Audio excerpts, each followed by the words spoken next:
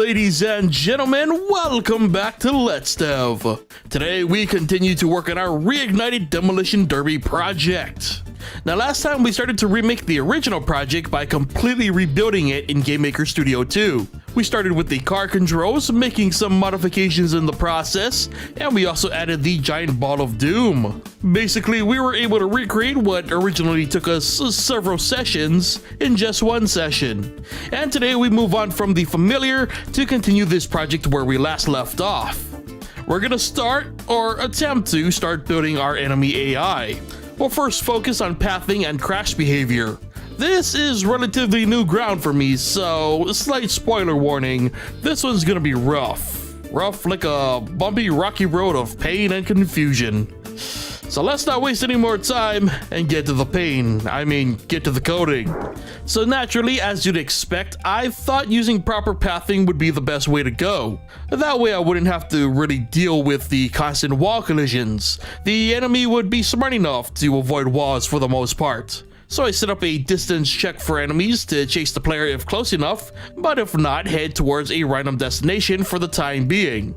And while heading towards their destination, they would use proper pathfinding to, again, avoid crashing into walls. All worked out as I expected, however there was an issue. Using pathing like this made the cars drive too well. Obviously we want our AI to avoid hitting walls for their own safety, but the pathing made driving through obstacles look like a leisurely stroll. It didn't feel organic enough, so for now I had to try finding an alternative to just using pathfinding. I tried a distance check to simulate slowing down once the enemy reached their destination and had their sprite's angle determine the direction that they're driving in. And with some code to have that rotation occur naturally, while it wasn't much, was a step in that more organic direction. So I decided to keep things as is for now and move on to how the enemies would deal with crashing into walls. Using very similar code to the player, I had enemies bounce back and rotate a bit when colliding with walls. This had the desired effect, but as you'd imagine, the enemy simply kept slamming itself into the wall until it was knocked free. This is that quote-unquote bump loop that I'm trying to avoid, where instead of readjusting, the car basically brute forces its way to freedom.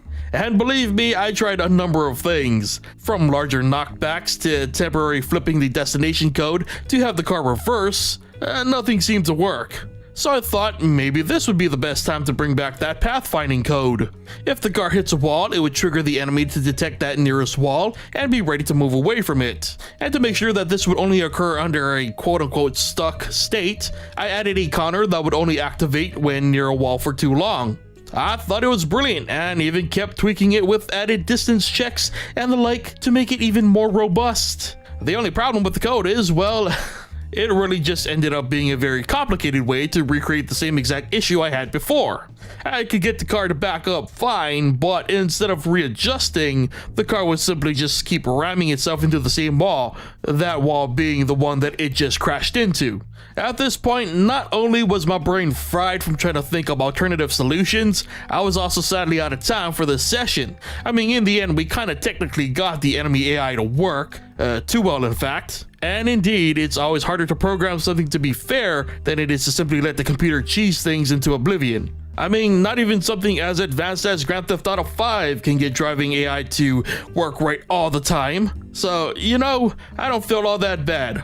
We'll sadly just have to pick this up next time, which brings us to the end of this episode of Let's Dev. So remember that if you like this video or enjoy Let's Dev in general, be sure to hit that like button. If you aren't already subscribed, be sure to hit that subscribe button and be sure to turn on notifications so you never miss a new episode. And as always, be sure to leave your thoughts on our progress in the comment section below. Thank you so much for watching, and I'll see you guys next time.